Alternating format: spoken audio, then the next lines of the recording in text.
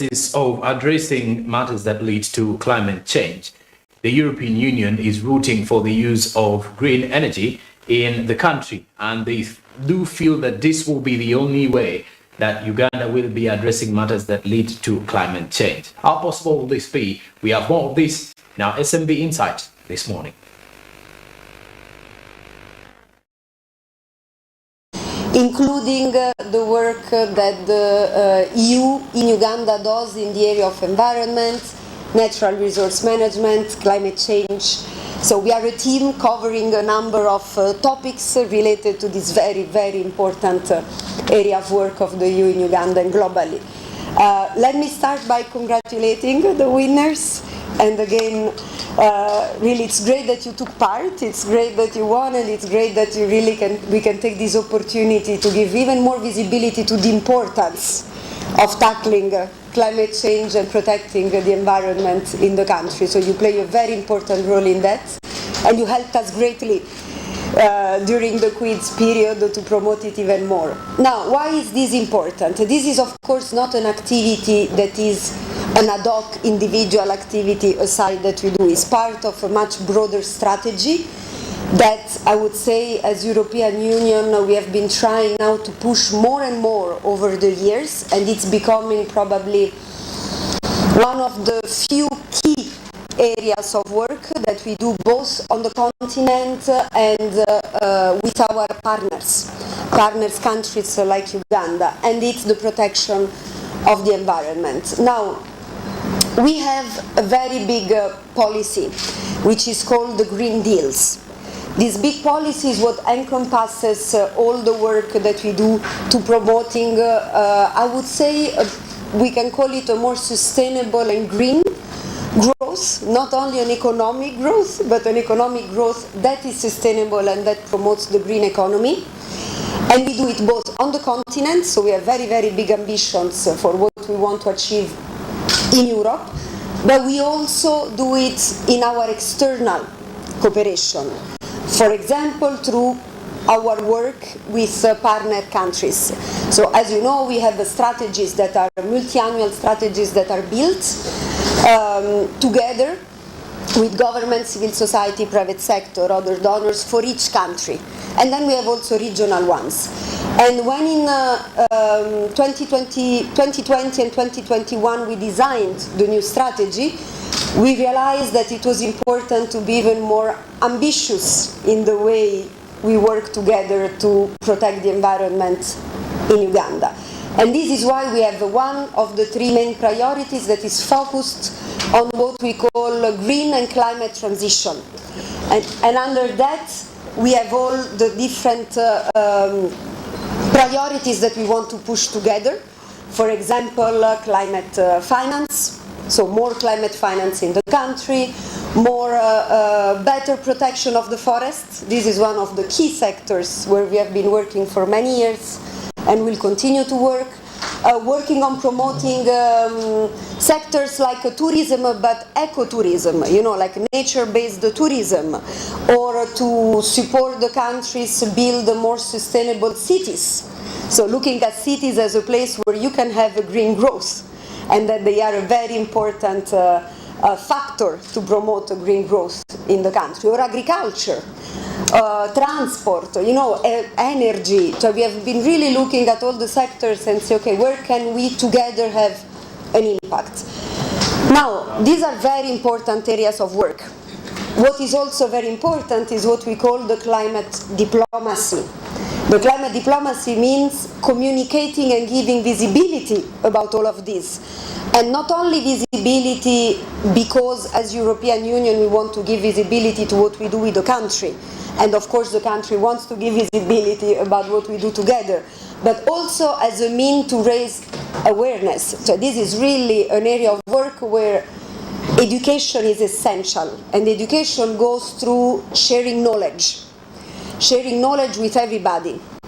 And I would say especially with our parents that didn't have the chance when they were younger to be confronted to all these issues. They thought that the growth was never ending in a way.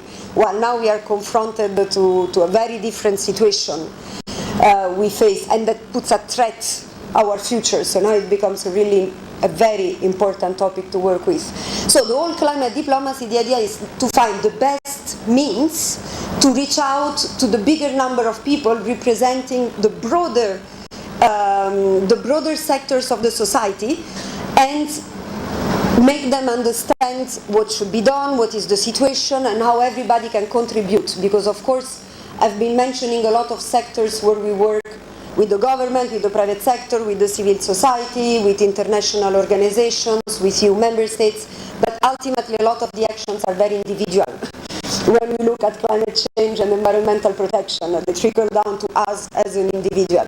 So I started a little bit from far because I really wanted to give the broader picture about why something like the quiz and your participation is so important. Because by using social media and you helping us use social media, we give visibility to a topic that is essential. And if there are people that didn't know what is the deforestation rate in Uganda, or didn't know what has to be done through our actions to avoid further impact on the climate, then it's already a huge achievement. If some of these people, thanks to you and your participation in the quiz, have been able to do that. So we will continue to communicate. We use our projects, we use in general the great work that the communication team at the EU does to continue this type of activities. We will be, of course, very interested, I'll be very interested even bilaterally to learn from you how you think we can do better, if you have other ideas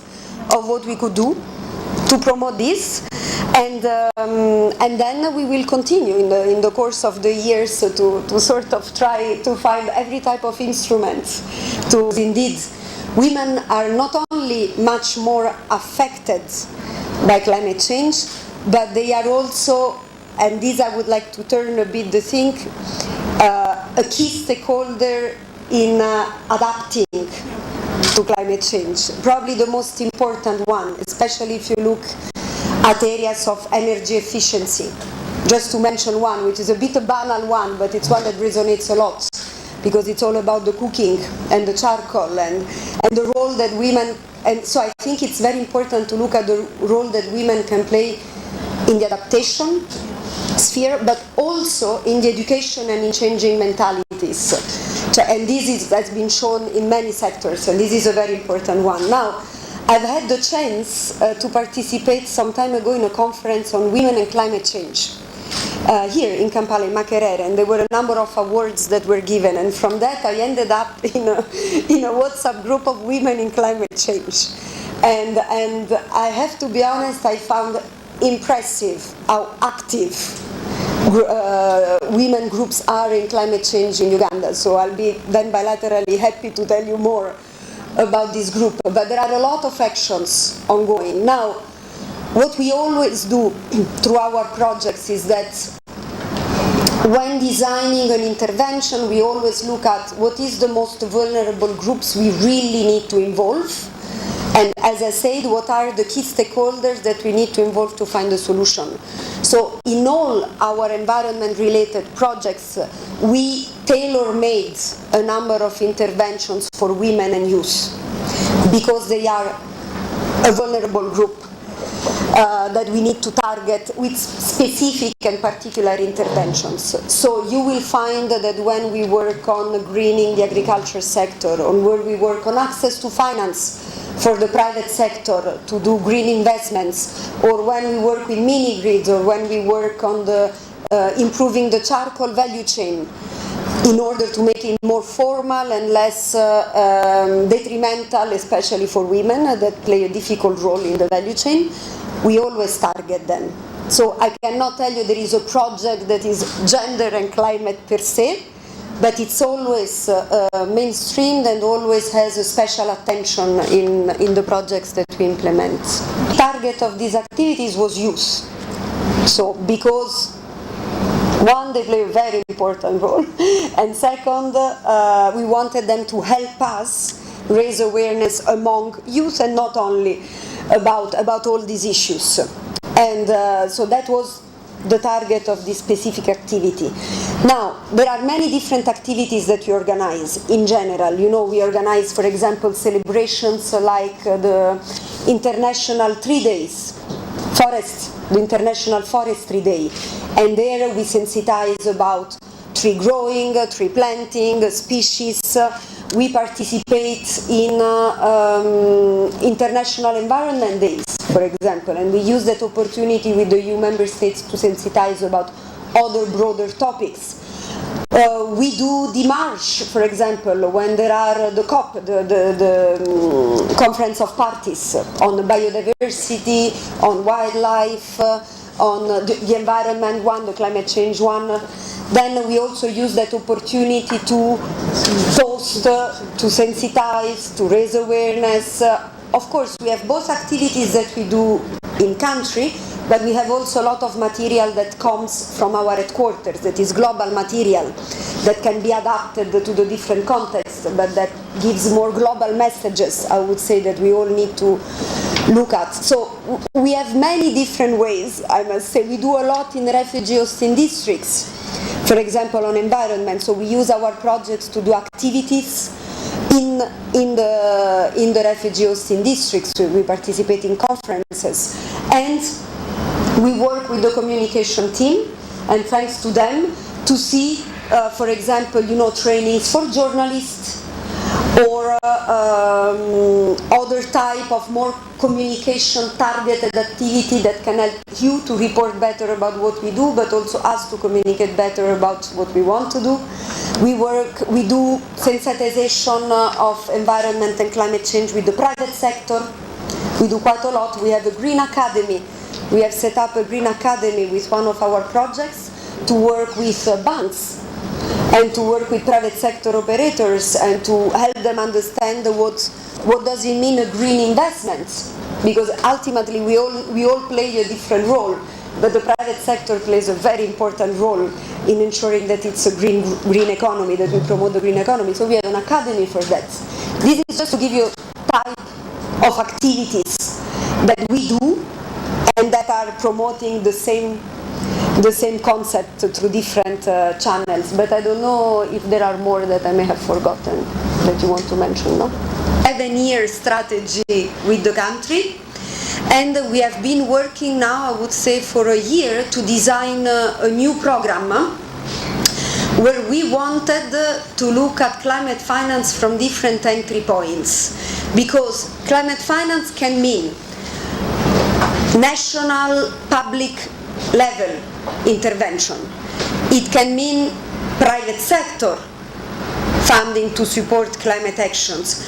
It can also mean local climate funding. So you need to look at it in a really 360 degrees. You cannot have only one entry point. And this is what we have been trying to do when we have designed a new program that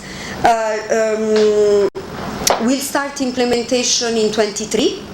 And in this new program, and I think it's interesting because it gives you an example of what can be done on climate finance, we have one component where we support the central government. We support central government, for example, on policies, on regulation, on setting up a climate finance department, on coordinating among ministries, on making good proposals that can be submitted to global funds. There are a number of global funds for the environment worldwide, or looking at the issue of taxonomy, which means how do you define what climate action is and what climate finance is, or we help them trying to understand what can be done through green bonds and try to give them technical assistance to see if it's something that would be interesting for Uganda or not. This is a type of work you can do on more the climate finance environment, I would say.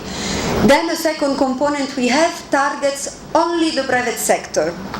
So we are negotiating with development financial institutions that, for example, in this case, they would give lines of credits to certain banks for climate action, and we give technical assistance plus a certain type of de-risking that still has to be identified to help the private sector to access this funding. And in the meantime, we would work with banks to help them strengthen their green strategies. And again, help them understand what taxonomy is, and help them better invest on green companies. The third one is we look at the local level. So we have been funding globally now for 10 years a program called Local, which aims at promoting local climate change adaptation actions in districts across the world. And we have now, they had started a couple of years ago a dialogue with Uganda, and now we are putting funds so that we can operationalize this process together with Ministry of the Environment, Ministry of Local Government, Ministry of Finance, so that funds can go directly based on certain performance indicators reached to local authorities for actions on the ground. So very relevant also for the question that we got before on how can we promote local sensitization and action. This is to give you an idea. So I wanted to give you 3 examples of what we actually have designed to see the different ways of working on climate finance. Now, regarding more vulnerable areas, you have again different entry points. You have the entry points of disaster risk reduction and preparedness, and you have the entry points of purely more climate action and environmental protection, so the type of investments that you would do. Again, let me give an example. Karamoja. Karamoja is a place that also because, and mostly because of climate change in the last few years, suffered from very high level of food insecurity. And you see it in the seasons when there is a drought, food insecurity increases a lot. And unfortunately, like everywhere in the world, climate patterns are becoming much more erratic and will continue to be erratic. So we know that we will continue to face these type of situations in the future. So we have a program that we have designed where we support specifically Karamoja. It's called the Pro-Resilience Act. And through this Pro-Resilience Act, we put in place an early warning, early system, early action, third point,